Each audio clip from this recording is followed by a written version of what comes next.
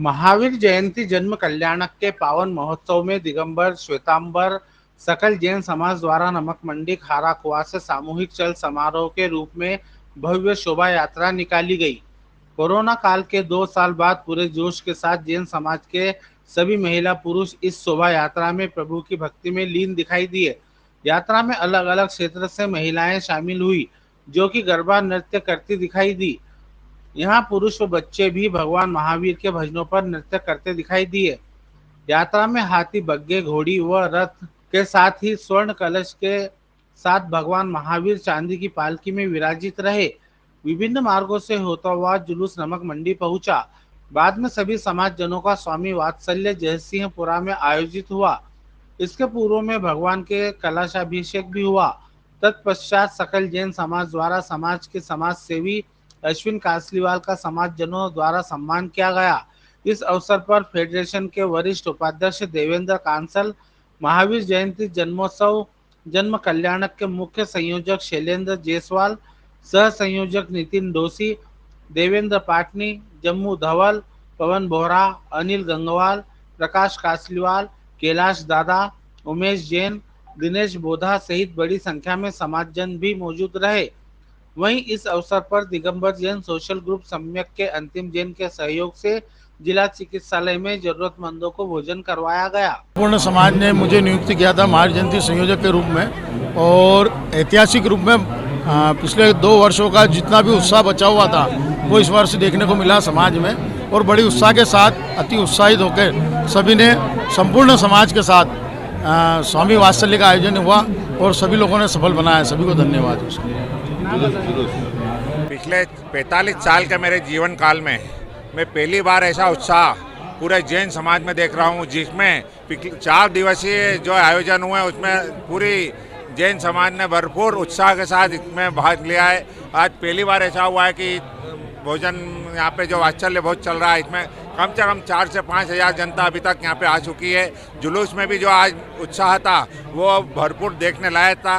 मैं बड़ा अभिभूत हूँ। 2 साल के कोरोना काल के बाद ये पहली बार ऐसा मौका मिला है कि जनता बाजार में आई है। मैं माहिर भगवान को प्रणाम करते हुए सबका बहुत बहुत आभार मानता हूँ। विगत 2 वर्षों के कोरोना काल के बाद विगत 3 दिवसीय एक ऐतिहासिक परंपराओं के साथ उज्जैन के अंदर महावीर जयंती जन्म महोत्सव मनाया जा रहा है। इसमें समाज के प्रतिष्ठित लोग, सारे ग्रुप्स, सारे जितनी संस्थाएं इस तरह जुटी हुई है कि उज्जैन में ऐसा ऐतिहासिक प्रोग्राम कभी नहीं हुआ है। आज यहाँ पर महावीर जयंती के उपलक्ष्य में सकल जैन समाज का जो भोजन चल रहा है, सकल भोजनशाला जो चल रही है, उसमें भी ऐतिहासिक भीड़ है और परंपराओं के अनुसार यहाँ पर एक से एक शानदार कार्यक्रम उज्जैन जिनालय में हो रहे हैं। इसके लिए पूरी समाज एकत्रित है, यही मेरा कहना है। महावीर जयंती महोत्सव समिति के अंतर्गत, जन्म कल्याणक महोत्सव समिति के अंतर्गत त्रिदिवसीय महावीर जयंती के आयोजनों में समाज की विभिन्न संस्थाओं द्वारा और विभिन्न सभी मंदिरों में बहुत 3 दिन से उत्साहपूर्वक आयोजन संपन्न किए जा रहे हैं। आज श्वेतांबर और दिगंबर जैन समाज का, जो कि हिंदुस्तान के इतिहास में एक उज्जैन का इतिहास है कि यहाँ समग्र दिगंबर जैन समाज और श्वेतांबर जैन समाज का दोनों वेदियाँ संयुक्त रूप से बराबरी चलती है और भव्य चल समारोह संपन्न हुआ। इतना उत्साह, इतना जोश कि व्यवस्थाएं सारी फेल हो गई उसके आगे। 2 साल से कोरोना काल के कारण हम लोग उत्साह से बना नहीं पा रहे, तो वो सारा उत्साह एक ही 20 वर्ष में सामने आया है।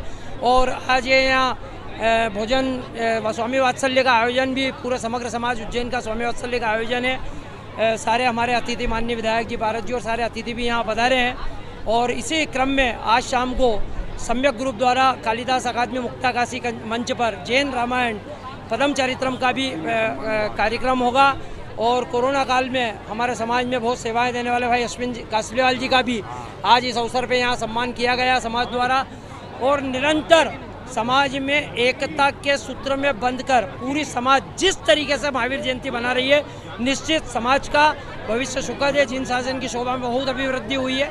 धन्यवाद। महावीर जन्म कल्याणक महोत्सव की समस्त जैन समाज, दिगंबर जैन समाज, श्वेतांबर जैन समाज, सभी समाजजनों को, उज्जैन वासियों को हार्दिक बधाई, शुभकामनाएं। जय महावीर, जय महावीर।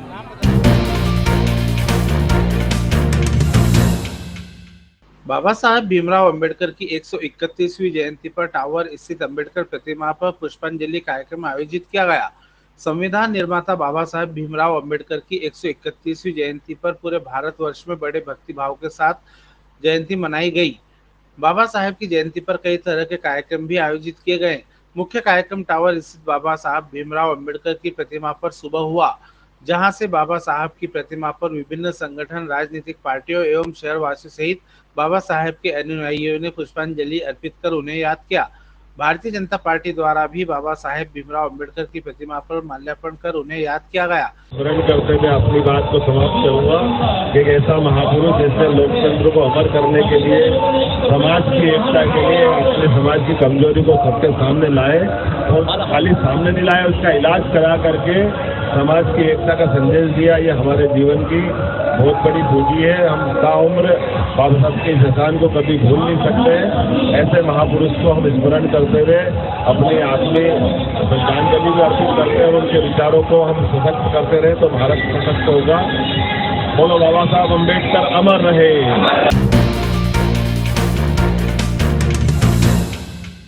उज्जैन के हरिनगर निवासी एक ही परिवार के 3 सदस्यों की हत्या का पुलिस अधीक्षक सत्येंद्र कुमार शुक्ल ने गुरुवार को पुलिस कंट्रोल रूम पर खुलासा किया। एसपी ने कहा कि हरिनगर निवासी मां, बेटे व पोते की जघन्य हत्या की गई थी।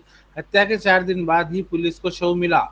मामले में पुलिस ने 2 आरोपियों को गिरफ्तार किया है। इन्हीं 2 आरोपियों ने इस जघन्य हत्याकांड को अंजाम दिया था। उसमें से एक आरोपी उज्जैन का निवासी है तो दूसरा सागर जिले का रहने वाला है। हत्या के कारण रुपयों का लेन देन बताया जा रहा है। आरोपियों ने मृतक से लाखों रुपए का कर्ज ले रखा था। मृतक रुपए की डिमांड के लिए बार बार दबाव बना रहा था। इसी कारण आरोपियों ने हत्या की। दोनों आरोपियों को रिमांड पर लेकर पूछताछ की जा रही है। उज्जैन पुलिस को 12 अप्रैल को जानकारी लगी थी कि इंगोरिया थाना अंतर्गत चंबल नदी के किनारे 2 शव मिले हैं। शव के पास मिले मोबाइल के आधार पर पुलिस ने मृतकों के घर का पता लगाया, जो कि हरिनगर के रहने वाले थे। जब पुलिस हरिनगर पहुंची तो यहाँ पेटी के अंदर बुजुर्ग महिला का शव मिला था। पिता पुत्र की हत्या चाकू से गला रेतकर की गई थी। वहीं बुजुर्ग मां का गला घोटकर हत्या की गई थी। दिनांक 11 अप्रैल का घटनाक्रम थाना इंगोरिया में हुआ था, जहां हमको चंबल नदी के किनारे 2 डेड बॉडीज़ मिली थी और प्रथम दृष्टया ये समझ में आया कि घटना हत्या की है। हमारे पास चैलेंज ये था कि उस डेड बॉडी को आइडेंटिफाई करना, चूँकि वो डिकम्पोज स्टेट में थी। हमारी टीमों ने काम किया और जब उसका आइडेंटिफिकेशन किया तो ये जीवाजीगंज थाना क्षेत्र में रहने वाले पिता पुत्र निकले। और जब हमारी टीम वहाँ पहुँची तो इनकी जो माँ है, जो 80 साल की बुज़ुर्ग थी, उसका भी शव जो है उसमें जो उनका पलंग है, उसकी जो बॉक्स है उसके अंदर पाया गया। तीनों ही जो मृतक हैं उनका पोस्टमार्टम कराया गया और बाकी इन्वेस्टिगेशन जब प्रारंभ किया गया। इन्वेस्टिगेशन चूँकि बहुत गंभीर घटनाक्रम था, सनसनीखेज घटनाक्रम था। एडिशनल एसपी श्री आकाश भूरिया और सीएसपी नेगी और एसडीओपी बड़नगर रविंद्र बोयट, इनकी डाउन द लाइन बाकी 4 टीमें बनाई गई। चारों टीमों ने लगातार इसमें काम किया और जब प्राथमिक पूछताछ जो निकल के आई उसमें यह समझ में आया कि एक व्यक्ति जो 8 तारीख से गायब है, उसकी हमने जब तलाश प्रारंभ की तो उसका ये मालूम पड़ा कि वो मूलतः सागर जिले का रहने वाला है। कल हमारी टीम गई और सागर से जब उसको लिफ्ट किया तो पूरे घटनाक्रम का उसने स्वीकार किया। घटना के पीछे जो कारण निकल के सामने आया है कि ये मृतक जो है, इसका जो आरोपी और उसके जो सह आरोपी, दोनों आरोपी हैं, ये उसके कर्जदार थे। एक को 4 लाख रुपए लेने थे, दूसरे को 20,000 रुपये देने थे। तो इस बात से इनके बीच में कुछ बहस भी बीच में हुई थी और उसने को घर से आने से मना, कि मृतक को घर से आने को मना भी किया था। और इन लोगों ने तय किया कि अगर हम उनको मार देते हैं तो हमारा ये कर्ज वाला जो है वो पट जाएगा। इसी उद्देश्य से इन्हें घटना की है और दोनों ही आरोपियों को हमने गिरफ्तार कर लिया है। हमारी जो टीमें हैं इन्वेस्टिगेशन का जो उनकी जिनसे पूछताछ कर रही है, पुलिस रिमांड लेंगे। पुलिस रिमांड के बाद जो और बारीक तथ्य है उस पर पूरा इन्वेस्टिगेशन कंप्लीट करके शीघ्र ही इसका अनुसंधान पूर्ण करके इसको चिन्हित एवं सनसनीखेज प्रकरण में लेकर हम इसमें डे टू डे बेसिस पर ट्रायल हो और सजा हो, इसका प्रयास करें। सर, जैसे पैसे के लेन देन को लेकर पहले विवाद हुआ तो क्या थाने पे सूचना दी गई? नहीं, इस तरह का कोई विवाद नहीं था। वो जैसा होता है सामान्य तौर पे जो पैसा लेने गए और वहाँ जब उनसे विवाद ये हुआ कि तुम घर मत आया करो, इस तरह का विवाद हुआ। बाकी ऐसा कोई विवाद नहीं। सर, किस तरह से इन्होंने मारा था और किस तरह वहाँ लेके गए? जब ले जाने की बात है तो ये इनसे चर्चा ये हुई थी कि आपका पैसा हम वापस कर देंगे, हमारा कुछ उधारी का, चूँकि ये व्यापार भी करते हैं देहात क्षेत्रों में, वहाँ से हमारा कुछ उधारी का पैसा मिलने वाला है, आप हमारे साथ चलो, हम पैसा दे देंगे। ये कह कर उनको लेके गए थे और मिर्ची का पाउडर पहले डाला। जब ये लोग अचकचा गए तो उसके बाद जो इनके पास हथियार थे, एक के पास चाकू और दूसरे के पास जो